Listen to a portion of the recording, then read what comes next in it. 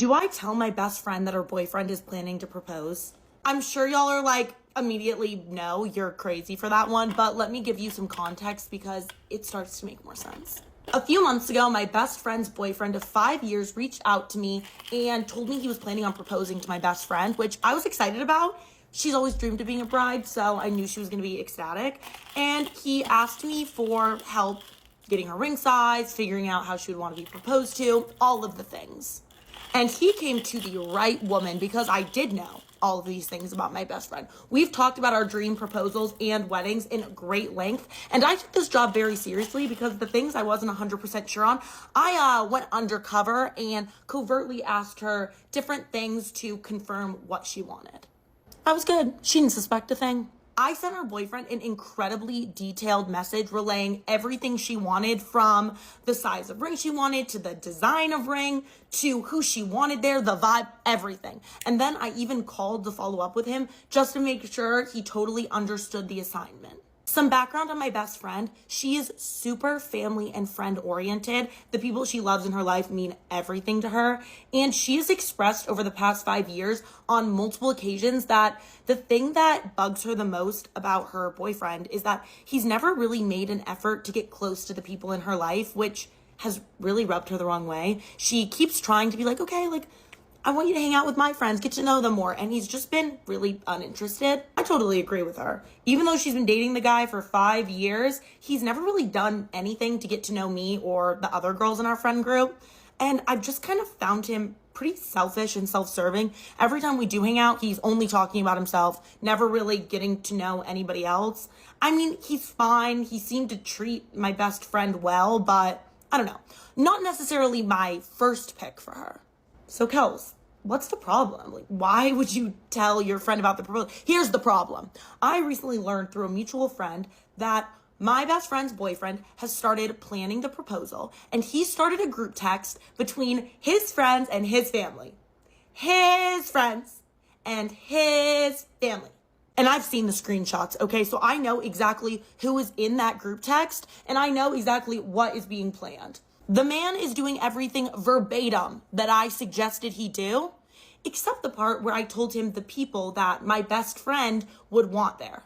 Her best friends, her family, were cut. It's only his boys and his family that are invited to the proposal. She doesn't really like his friends. She thinks they're jerks. So she would probably prefer they weren't there. Obviously, like, it's his engagement too, so he probably wants his friends there. But like, to only have his friends, that's wild. I know my best friend so well, and I know for a fact if she gets engaged and she looks around and see who's there and she sees that none of her friends or family's there, her heart is going to be absolutely broken. She'll be devastated. It will ruin the entire proposal for her. So you already know that I called that man because I was heated, and he picks up and immediately just starts dodging my questions. I'm like, okay, what's going on? Because this is what I heard is going on, and that's not going to fly. And he's just like, I don't know what you're talking about, whatever. And then eventually snaps at me. And he's like, you know what? This is my proposal. I can do it the way I want because I've spent enough time and money on it. So you know what? Just back off and be happy for your friend. He goes, it's not like you aren't coming to the actual wedding, so it's not a big deal. He was acting like the reason I was mad is that I was mad because I wanted to be there. Like, obviously, yeah, I want to be there, but I'm mad because you fully should know the person that you want to marry and how devastated she's going to be if you don't invite her friends and family. So I'm just here because I'm trying to get you to not ruin her proposal. Oh, but it gets worse. It gets worse. I was at Target buying some groceries and I ran into my best friend's parents. And I kind of casually brought up the fact that, do you guys have any idea that your only daughter is getting engaged? To say they were shocked is an understatement. They had absolutely no idea that he was even planning to propose. And something that my best friend made extremely clear to me, and I made extremely clear to her boyfriend, was that it's incredibly important to her that her boyfriend get her dad's blessing to ask her to marry him. Guess that was too much of an inconvenience for him, so he just decided to bypass that one. I know my best friend very well, and I know exactly what's going to happen. She's going to get engaged. She's going to look around. She's going to see that all the people running towards her are his friends and his family, and that her friends and family aren't there. and she's going to feel extremely disrespected and hurt, especially because she's already made so many comments about the fact that it hurts her that he hasn't made an effort to get close to her friends and family. And the girl's a crier, okay? Anytime she feels an intense emotion, she cries. So she's gonna start crying. She's gonna start crying right then and there. Especially because the location her boyfriend is planning to propose is only 30 minutes away from where her parents live. 30 minutes. I feel so conflicted on what to do in this situation. On one hand, I don't want to get involved and ruin the surprise for her. Obviously, nobody wants their proposal surprise ruined. Also, who you decide to marry is a huge decision, and she stayed with this guy after being not super happy for 5 years. Maybe she needs to see the way that he's planning to propose to finally motivate her to leave. If I tell her, sure, she'll be upset. She'll probably confront her boyfriend. They'll get in a little argument about it, and then he'll change the plan. Her friends and family will be invited. He probably won't be super happy with me ever again, but he's still going to be the same guy. She'll go on to marry a guy that really didn't care about anything that was important to her. Maybe she really has to see the way that he is planning on handling this proposal to finally get the courage to actually leave. Is fixing the issue immediately gonna just cause a bigger issue in the long run? But on the other hand, that's my best friend. I don't want to just allow her to go into a proposal that I know she's going to be miserable at. I don't want her to have this horrible experience and then feel betrayed because she knows that I knew this whole thing was going down and I didn't do anything about it. The proposal is happening this week, so I gotta figure out what I'm gonna do. This whole thing would be way easier if her boyfriend just wasn't the most selfish man I've ever met. I was so conflicted about what to do in this situation, so I felt like the best course of action was to go and talk to her parents. At the end of the day, I feel like they would know best and they could help me make a decision. I called my best friend's mom and explained to her all of the details of the situation, and I was shocked at what this woman said. My idea was that because I knew exactly when and where this proposal was happening, I just invite all of the people that I knew my best friend would want at her proposal, and I just have him show up. I don't even tell him, and what's he gonna do? They're already there by the time he's proposing. I felt like this was the perfect solution because I wouldn't ruin the surprise for my friend, and I could make sure her proposal went well. She was gonna be so happy when she saw all of her friends and family. He couldn't be mad at that point. Her mom says, no, we're not gonna take that approach. I was like, whoop. I kind of thought it was a good idea. But her mom told me that a proposal is not only somebody's first step of telling you that they want to be your life partner, but also the first step they're really taking to show you that they're going to be a good life partner for you. She said that a huge part of being somebody's life partner is understanding what your partner needs and being able to provide it for them. And if he's not going to do that, she needs to see it. If this man is fully aware of what my best friend would want in a proposal and he's making an active choice not to do it, she has to know that that's the kind of man that she would be agreeing to marry. Her mom made such a good point. She goes, what? She's going to agree to marry him. They're going to get married. She's in labor with their first child, and he doesn't even call her family or her friends that she's in labor. She said, Kels, I understand that you want to fix this. I want to fix this too, but it's important that she sees his true colors. So the day and the time of the proposal comes, and I'm just sitting at home feeling absolutely sick to my stomach. And that's when I get a call from her boyfriend, absolutely screaming at me. The man is tearing me apart. He's like, why aren't you here? Why didn't you bring her parents? She's so upset. I cannot believe you would do this. I was like, bro, are you kidding me? You made it very clear that I was not invited. Her other friends weren't invited. Her family wasn't invited. It was your proposal, and you got to do it the way you wanted. I told you verbatim. I knew that she was going to be very upset if you did the proposal this way, and you didn't listen to me. And he's continuing to just scream at me on the phone. He's like, if you knew she was going to be upset and you didn't show up, it just shows that you don't even care about her. And at this point, I'm just so upset. I hang up. I was like, you know what? There's only one person on this phone call that cares about her, and it's not you, buddy. Less than an hour later, I get a call from my best friend who's asking me to come over to her parents' house. I do, and she tells me exactly how the proposal went down. Apparently, he pops the question, she says yes, and then she's immediately bombarded by 4 of his guy friends, his mom, his dad, and his siblings. And his mom is holding this giant sign that says, welcome to the family, Mrs., and then their last name. Let's say Smith. So, welcome to the family, Mrs. Smith. And this is something that I had no idea of, but my best friend doesn't want to change her last name. Apparently, it's been a conversation that her and her boyfriend had a ton of times, that when they get married, she wants to keep her last name and it's really important to her. So the fact they had a sign that was like, "Welcome to the family, Mrs. Smith," wild. When she sees the sign, she's a little uncomfortable, so that's when she makes the joke, "Don't you mean Mrs.?" and then said her last name, and everybody just went completely silent. And her boyfriend's mom goes, "Well, I mean, the ring's already engraved, so too late to change it now." So she takes off the engagement ring and looks, and yep, right there, engraved on the inside, said Mrs. Smith. After all that initial craziness wore off, she looks around and realizes that none of her people were there. So she was like, "Wait, are my parents coming?" And he gives her every excuse in the book. He's like, "Oh, I didn't have their phone number. I didn't want there to be too many people.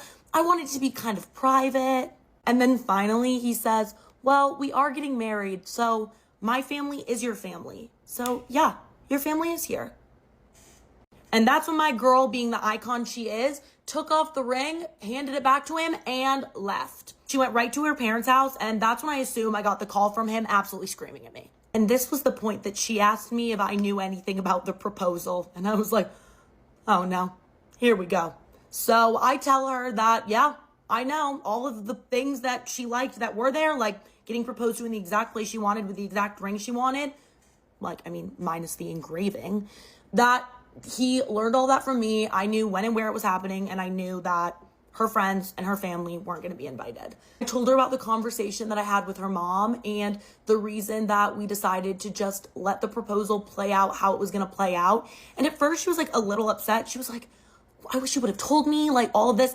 And then it kind of hit her and she was like, "No, actually, you did do the right thing." I told her about the call that he just gave to me screaming at me, and she was so pissed off. She was like, "You know what? This whole thing isn't about having the perfect proposal. It's not about having my friends and family there. It's the fact that this was supposed to be an event that was so special for both of us. But again, he was selfish and made it completely about himself, and she was done feeling ignored and belittled. And if I would have told her how the proposal was going to go down, she wouldn't have seen the way that he was going to continue to treat her." This was her final breaking point with him. She was like, "You know what? I do not want to spend the rest of my life with this man, and I do not want him being the future father of my sons." She's now staying with her parents, and he has been blowing up her phone like nobody's business. The craziest text that he sent her is telling her that she has to pay him back for the ring because he can't return it now because it's engraved.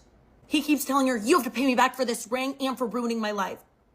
She did nothing. She did literally nothing to ruin your life. You made your own choices. Even after being told that they would have consequences, you didn't care. All I can do now is just be there for her and give her all the love and support that I can. I am just hoping that she sticks with this decision and does not end up going back to him. And I don't know, maybe when she starts feeling better, I can convince her to get some petty revenge.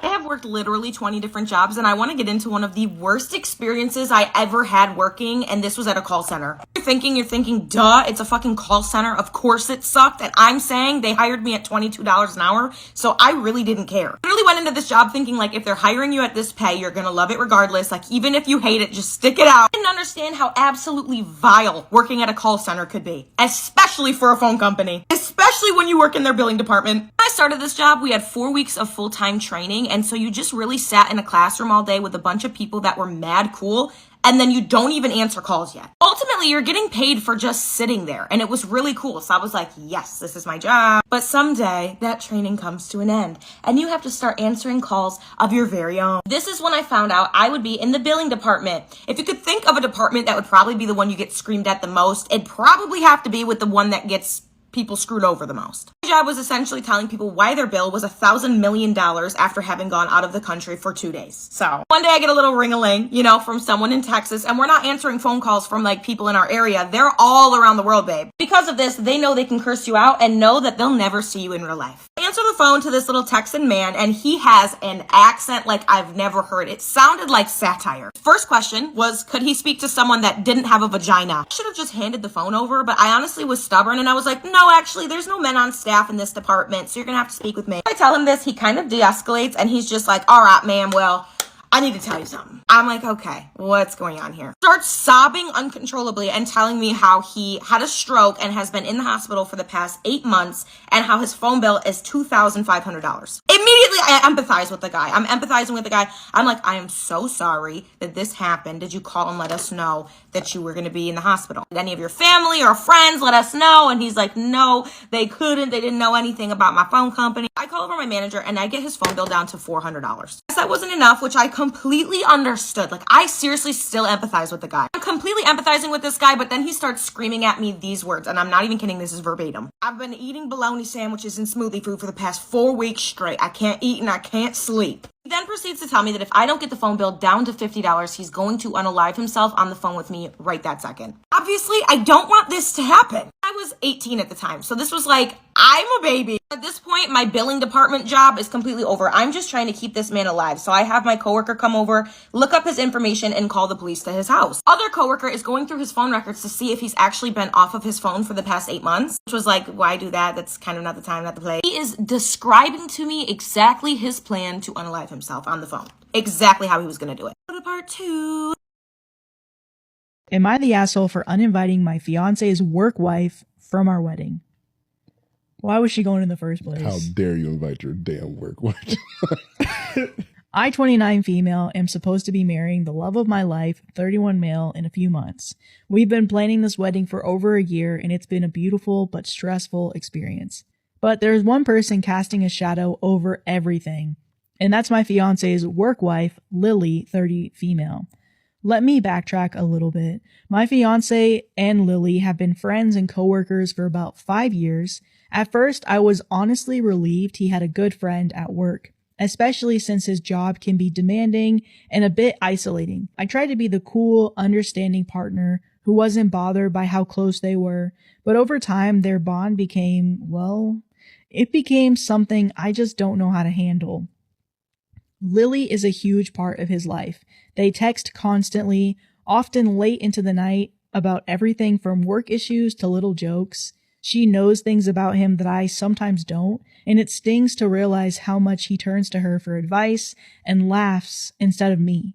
My fiance reassures me that they're just friends and that she's his work wife and that it's no big deal, but it feels like she's gotten so close that I'm sometimes the one on the outside looking in. As we got deeper into wedding planning, Lily suggested chiming in with her opinions. She had suggestions about our venue. It doesn't feel like him. Our weddings, he's never liked bright colors, remember? And even my dress, mentioning offhandedly that she knew his style and could help me pick something that he would love. I tried to laugh it off, but it hurt more than I wanted to admit. Here I am planning my wedding, and I felt like I had to measure up to her view of who my fiance is. Last week was our engagement party, and it was supposed to be such a happy day, but I kept noticing Lily glued to his side. I tried to join their conversations, but every time she'd bring up a work story or an inside joke that left me feeling like a third wheel at my own engagement. Then, in one of the worst moments, I walked up just as she was saying, "You know, if you change your mind, you could always marry me instead." My heart sank. I don't know if she was joking or half serious, but my fiance laughed, brushing it off like it was no big deal. I couldn't just let it go. I pulled my fiance aside later that night and told him how inappropriate her comment was. He looked at me, surprised, and said I was taking it too seriously, and that Lily was just playing around. I felt like I was going crazy. Like maybe I was seeing something that wasn't there. But how would anyone be okay hearing that from someone so close to their fiance? The last straw came towards the end of the night. Lily had a few drinks and she came up to me asking if I was really okay with how close they were. She said something like, I can't imagine him with anyone else. It felt like a knife in my chest. I wanted to scream, but instead I just walked away. Later, I told my fiance I didn't want her at the wedding, that it was too painful to have someone there who clearly saw herself as part of our relationship. He got defensive, saying I was overreacting and letting jealousy ruin a friendship he cherishes. He implied that uninviting her would damage his reputation at work, and now he's barely talking to me because he said I'm making him choose between his best friend and his fiance. I don't know what to think anymore.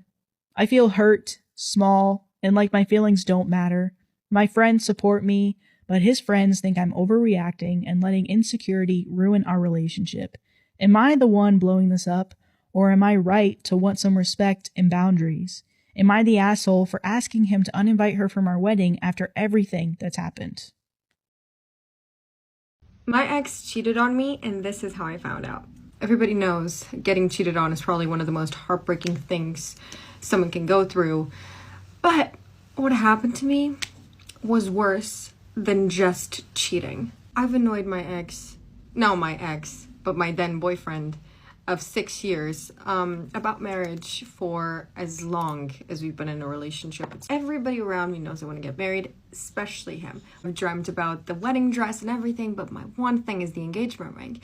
And I really wanted from this specific brand, Dairy Ring. And just wait a little bit, because this company, I mean, it was always my biggest dream to get a ring, an engagement ring from them, but they ended up being what saved me from marrying a cheater. Now, you should have seen this man's reaction when I showed him this brand's engagement rings. It was so weird. It was so defensive, it was so reactive, and I just wasn't understanding anything. I mean, I know he wasn't like super excited to get married. I knew that. But the way he reacted when I showed him this brand, he was panicking.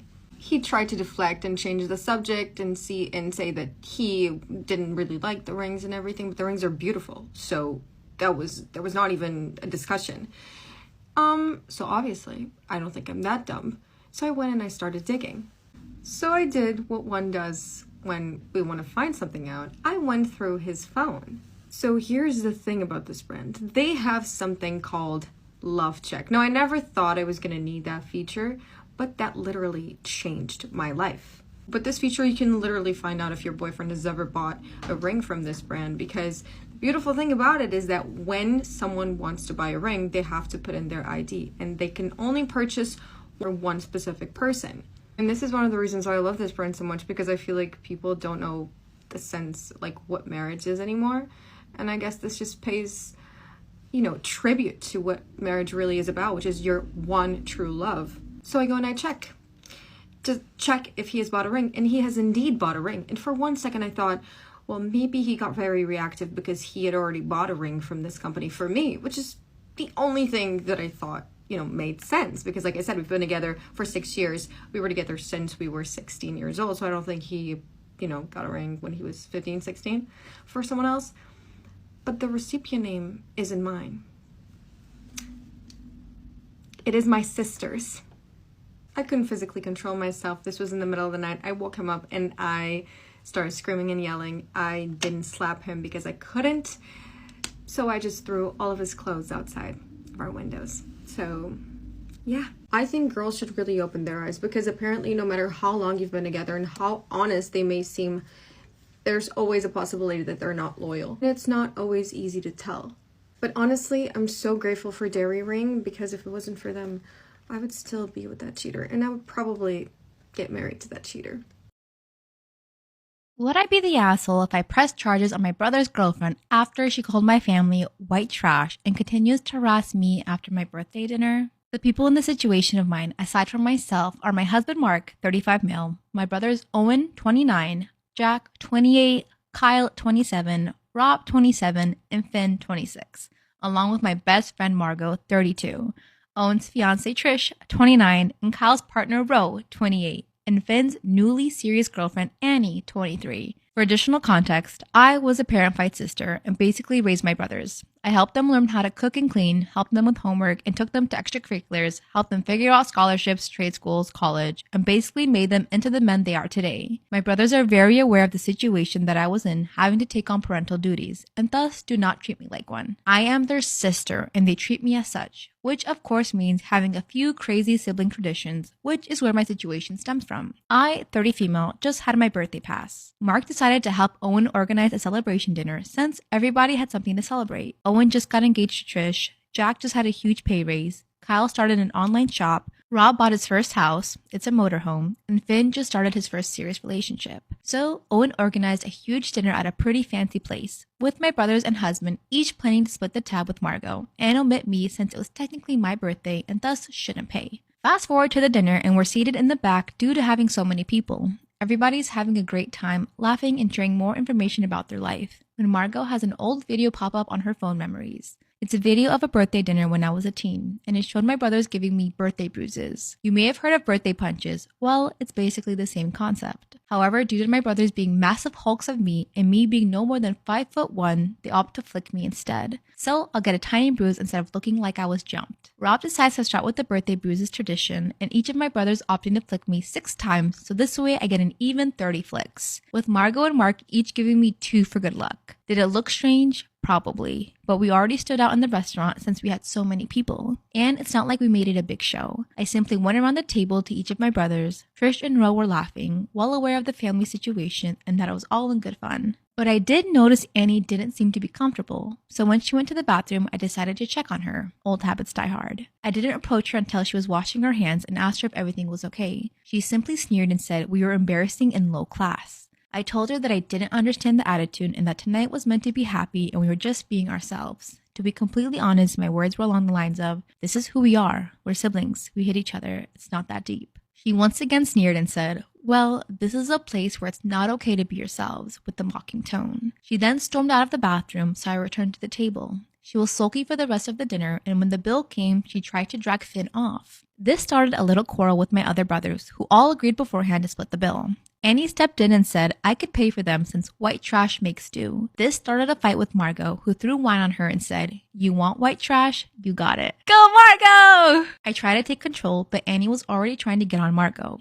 Ro and Trish took her outside and the rest of us settled the bill and apologized for the disturbance to the staff. When we left, we saw Annie swinging at Trish with Ro trying to get in between. I immediately stepped in and told Annie to leave, that until she apologizes that she wasn't allowed at any family gatherings, and told Finn that if she ever tries anything to call us immediately. Finn said that wouldn't be a problem and broke up with her right then and there, telling her to call a cab. He was apparently very upset to be called white trash and didn't like how she talked to me. He also later said that she looks like she would accuse me of something and that she's apparently done it to her ex. The problem I'm currently dealing with is Annie's social circle. Annie apparently comes from a pretty affluent part of our community.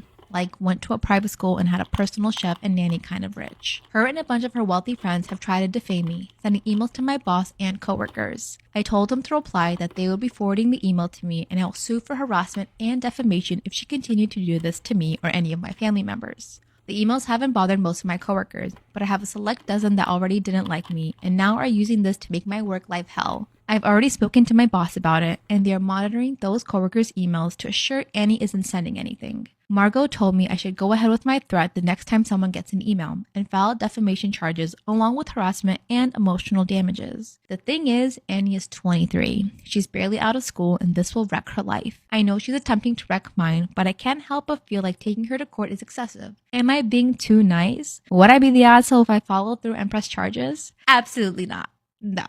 You got it. I think people have to understand the consequences of their actions. That's nice of you to be like, hey, she's 23 and she's just starting at life. But I feel like people like that who are very privileged have never been humbled and they get everything they want and they think that they can get away scot-free without any repercussions in life. Actions have consequences. That's the real world. I would only be lenient on people that like children and people that I probably was once close to. I don't know. It really does depend on the situation. But I don't think you'd be doing anything wrong by going ahead and pursuing this. So with that being said, she does have an update. Am I in the wrong for being hurt that my mother-in-law wanted to exclude my daughter from Thanksgiving and Christmas to protect my sister-in-law? I, 31 female, married to my husband, Tyler, 32 male, and I gave birth to our first child, a baby girl, almost 3 months ago. I love Tyler very much, and I always felt grateful that I married into the family I did. I grew up with a single mom and it was always just the 2 of us. I love my mother dearly, but I always wish that I had a larger family unit with siblings when I was little. My mom passed away from ovarian cancer about 2 years ago, so now I truly don't have family apart from my in-laws. By contrast, my husband's parents are happily married and he's one of 4 children. Everyone has always been kind and welcoming to me and I've always had a blast at their holidays and family reunions. The only exception is Tyler's twin sister, Ashley. Since I met her, Ashley has been cool and standoffish towards me, especially compared to her friendly younger brothers and parents. She's never been outright mean to me, but she's also never made much of an effort to ask me questions or get to know me. I know she also has some resentment towards Tyler and sometimes comments on the fact that he's the favorite and that everything comes easy to him. Some of her comments irk me, since I know how hard Tyler has worked for his success, and also see he has struggles that he doesn't share with his family since he doesn't like to burden others. I've never said anything about the comments, since Tyler accepts the way she is and doesn't get too bothered by her. Even though Ashley and I are far from best friends, I've been sad to learn that she's had a hard time getting pregnant. She and her husband have been trying for around 2 years now. and she recently had a miscarriage. I've tried to be mindful of what she's going through and intentionally avoided talking about my pregnancy and now baby around her. I even declined my mother-in-law's offer to throw me a baby shower since I thought it would be difficult on Ashley and everything going on. With that being said, the entire family has been incredibly excited about my daughter. My husband is the first of his siblings to have a child, and so it's an exciting time in transition for the family. Yesterday, my mother-in-law and father-in-law came to our house for dinner. My mother-in-law said that she had something difficult to speak about with us and started talking about what a hard few years it's been for Ashley. My mother-in-law and Ashley is excited for us, but it's painful to see me with an infant when she's wanted to be a mother for so long. She said that Ashley is dreading the holidays because she's worried everyone will be focusing on and fussing over the new baby. My mother-in-law said that she was looking forward to spending the holidays with us, especially since it's our daughter's first, but she's trying to think of her daughter's feelings as well. My mother-in-law basically asked if we could either sit out on the family Thanksgiving and Christmas this year, or hire a sitter to watch our daughter so all focus won't be on her. My mother-in-law even floated the idea of me staying home with the baby and my husband stopping by quickly to say hello. My husband was livid. He said that Ashley should be the one to stay at home if she can't manage her emotions, and my mother-in-law said that Ashley is going through a lot and needs her family right now. My husband said he's not celebrating the holidays with the family unless the baby and I are both included. I started crying, which surprised everyone since I rarely show emotion. I said that I feel terrible for Ashley, but I'm incredibly sad and disappointed that my daughter is being excluded. I explained that I don't have any family now that my mother is gone, so I really want my child to have a strong bond with her grandparents, uncles, and aunts. My mother-in-law said there will be opportunities in the future for her to bond with the family. I said I don't think I'll feel welcomed in the future now that I know they're so willing to exclude both myself and my daughter. I said it's sad that we're clearly not viewed as an important part of the family since my mother-in-law was so quick to suggest that we both stay home. I said I understand that Ashley is her daughter, and so her loyalty will always be to her first, but also I'm very hurt by the request. My mother-in-law started to backtrack and said that she loves me and her granddaughter very much and that this clearly wasn't the right way to handle the situation. She said she was trying to do the right thing, but she didn't spend enough time thinking everything through. My husband was still fuming and asked his parents to leave even though his mom was crying and begging to work things out. I've gotten several calls from my mother-in-law today. I know that I should give her a call and hear what she has to say, but I'm still so hurt. My husband is also upset and doesn't want to participate in the holidays this year. Maybe I'm being selfish under the circumstances, but I can't believe how easily they could exclude my baby. I have proof of my husband's affair with our babysitter. What do I do now? I've been married to my husband for 8 years now, and for the first time in the 10 years that I've been with him, this is the first time I've ever not been able to look at him. This man completely ruined our marriage for a 19-year-old, and honestly, divorce is the only option for me because I don't think that I could ever love him again. It all started a year ago when we were looking for a babysitter for our 2 sons because I work full-time and so does my husband. And after we put the word out, one of our friend's daughters, Maggie, was interested in the position, so she came over for an interview. Honestly, everything went great, and it seemed like a win-win situation for all of us at that time. I was not at all insecure about Maddie's looks or worried about my husband being attracted to her. Like, I didn't even think about that. She did such an amazing job at taking care of our sons, and we were both really happy with her. Around last July, I started to get a little bit suspicious because of how Maggie and my husband would talk to each other, because one time after work I walked in on them and my husband was making Maggie laugh like uncontrollably, and I was like confused about what they could be talking about, but I kind of just tried to forget about it after that because then I realized that I was starting to become insecure about a younger woman with my husband, but it definitely stuck in the back of my mind after that. And then the second sign was when I was changing our bed sheets and I found a bunch of strands of blonde hair, and no one in my family or anyone close to us has blonde hair besides Maggie. But then I thought that's not really that big of a deal because maybe she just laid down because she got tired after taking care of our sons or something. But then there was the whole car fiasco. So one day my husband asks me if we should buy Maggie a new car for her birthday. This honestly took me by such surprise because it's not like Maggie doesn't have a car. Like, she had a perfectly fine car, and it's not like we were in the position to be giving away cars as gifts or anything. My husband's argument was that her car was old, and if she were to take our boys in her car, it would be a lot safer if it was a newer car. I told him no, and that was final. That kind of started the alarm bells going off in my head. At this point, I go from thinking that I'm just jealous of Maggie to there's something really going on here. And that's when Maggie starts showing up to work in skirts and heels, which was so weird because she wore sweatpants for the majority of the time. She also would never do her makeup, and then all of a sudden now she's doing full glam with her hair done. Her toenails, this is a little detail I noticed, that her toenails were painted black. My husband has always had a thing for feet. I've always known that. His favorite color for toenails to be painted is black. At this point, I'm like, okay, there's 99% sure that something's going on here. I get a hold of his phone and I'm looking through his messages, looking for Maggie's name to see if they're in his messages. Maggie's in a group chat with both of us, and this is where we handle all scheduling and everything. Then I find Maggie's name in the messages, and it seems as though they've been texting in a separate message with just them two. It's obvious that the messages were deleted because the last message that Maggie had sent was a bunch of laughing, crying emojis. Something popped up in my head because I realized that you can actually recover deleted messages, and I don't think he knows that. What I uncovered was basically all the proof that I needed, because it was him telling Maggie that our marriage is basically over. They talk about spending the rest of their lives together. He's saying how once I move out, she can move in. She even makes a statement and says your sons won't even miss her when they have me as a mom, and that one really hurt. I have a copy of all their messages on my phone, and I also have a video of them kissing in the backyard because they must have forgot that there were security cameras back there. Now that I have all this evidence, I'm just not really sure how to approach it. Like, do I talk to a divorce attorney before I talk to my husband, or do I just go ahead and confront my husband about it? Because if I'm being honest, I definitely want a explanation for why he chose to throw our marriage away for some 19-year-old that wants to play a housewife. As of right now, I'm just pretending everything's okay, and I don't think he knows anything, and I'm too embarrassed to talk to any of my friends or family about this, so any advice would be greatly appreciated. I forbid my boyfriend from going to a wedding with his ex-girlfriend, especially since I wasn't invited. A guy just found out how girlfriends work. He's like, I don't invite my ex? I invite the one I'm with now? For context, me and my boyfriend Sam have been together for 1.5 years. We broke up last summer for 2 months, but got back together. During our break, Sam met up with his ex-girlfriend, Rachel, whom he dated for 4 years prior to our relationship. By the way, this comes from Candid Plankton on the OK Storytime subreddit. So, they only met once, and nothing came of it. However, Rachel still has feelings for Sam and was hoping they would rekindle things. Rachel was enraged and threw a fit whenever she found out that me and Sam got back together. She sent him a lot of really nasty messages and continued to do so for several months afterward, even though he never responded to her. Rachel and Sam both have mutual friends who are getting married. They were both asked to be bridesmaids and groomsmen in the wedding.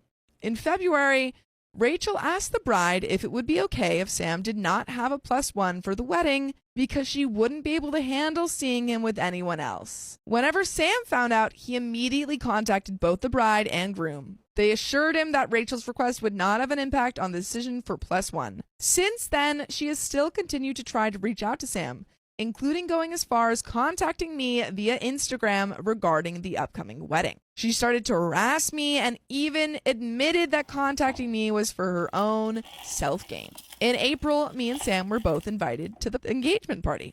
Of course, Rachel was there. But we were having such a great time that we barely even noticed her existence. At 3 a.m. that night, Rachel texted Sam yet again, degrading both of us. She told Sam that he was not going to be getting a +1 to the wedding and to not make a fuss about it like last time. I found the comment odd because invitations had not been sent out yet.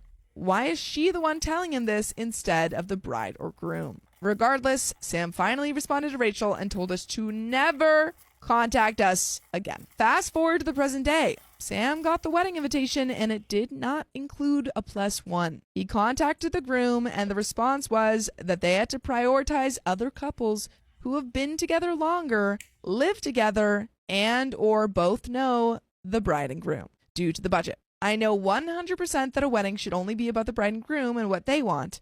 If they don't want Sam to have a +1, that is their call. I'm not entirely convinced that Rachel did not have a part in that decision. She's a lot closer to the bride than Sam is to the groom. So am I the a-hole for asking my boyfriend not to go to the wedding without me? This would mean he would have to drop out of being a groomsman. The only reason I felt uncomfortable with him going is due to the relentless harassment about the wedding by Rachel. If she had been respectful and left us alone, I would have no problem with him going without me. However, that was not the case. She has continuously disrespected me, my boyfriend, and our relationship.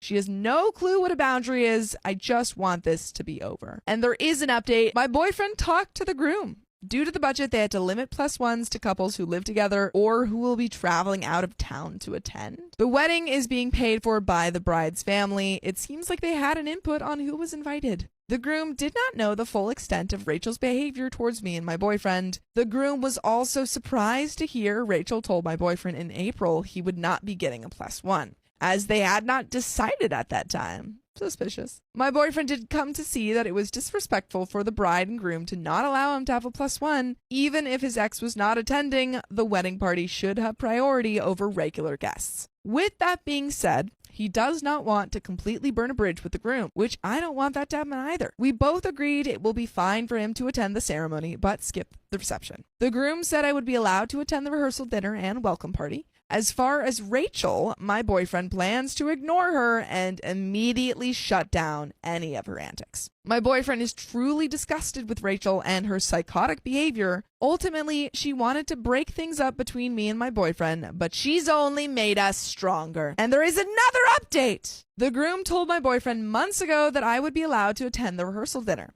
welcome party, and part of the reception. We were told I would not be allowed to attend the ceremony or dinner portion of the reception due to the budget. After the formalities are completed, I will be allowed to attend. A week before the wedding, the groom invited my boyfriend to brunch on Sunday, the day after the wedding. He said it was going to be super cash thing. I, however, was not invited to this brunch. My boyfriend reassured me he would not be attending without me. During the wedding rehearsal, my boyfriend decided to double check with the groom about me coming to the rehearsal dinner. Turns out I had been uninvited from the dinner. We were informed of this 30 minutes before the start. The groom told my boyfriend I did not have a seat, but he would love to have me at the welcome party afterward. My boyfriend skipped the rehearsal dinner. We ended up going to a local bar until the welcome party started. Once we got to the welcome party, the groom came up to me and apologized for the politics. He told me he was happy I was there and looked forward to having me at the reception tomorrow. 2 people commented on us missing the rehearsal dinner, but I just changed the subject.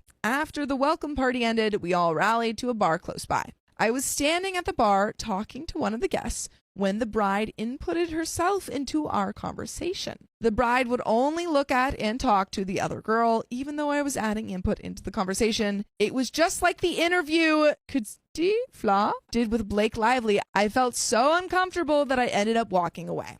The next day before the wedding, I met up for brunch with the girl. She informed me that as soon as I walked away, the bride started talking crap about me. The bride told her I was originally invited to the wedding, but that Rachel, my boyfriend's ex, said she would not be able to handle it. Rachel, figure it out. The girl said it seemed like the bride was trying to get her to not be friends with me and to exclude me. She said it seemed like the bride was trying to get her to take Rachel's side as well. The bride admitted she was being petty, but that she just didn't care. Mind you, I had just met this girl and we were just casually chatting at the bar. Why the bride wanted to focus on causing drama and excluding me the night before her wedding is beyond me. Like, girl, focus on getting married. Around 8 p.m. is when all the formalities were finished and I was able to attend. I'm not gonna lie, dancing with my boyfriend in front of his ex-girlfriend felt extremely good. I swear we did not do it on purpose, but wherever his ex went, we were always right there. She could not avoid us even if she tried. At one point, the bride and groom were in the center dancing. I was directly across from his ex in her line of sight. She completely turned her back just so that she couldn't see me, even though everyone else was facing forward. The only people who would talk to us were the other groomsmen and their dates. We ended up telling several of them the full story because they had no idea. So the whole night felt like sweet revenge. I will say many times the groom came up to me and said he was happy I was there. Whether he meant it or it was performative, I have no idea. I also don't care at this point. The only reason my boyfriend did not drop out of the wedding was because we were told I was not invited due to the budget. We were assured several times that it had nothing to do with the ex, which we now know is not true. If my boyfriend had been given the full truth, he would have dropped out. Whenever I found out the truth, it was already too late. Yeah, because they told you 30 minutes before the thing. My boyfriend was at the venue taking pictures and the wedding was starting in an hour, and you know what started an hour ago? This live. And you can join us live every weekday at 3 p.m. PST on YouTube. Just tap our profile. Once the couple gets back from their honeymoon, I and my boyfriend plan on having a conversation with the groom. My boyfriend said he will be reevaluating their friendship.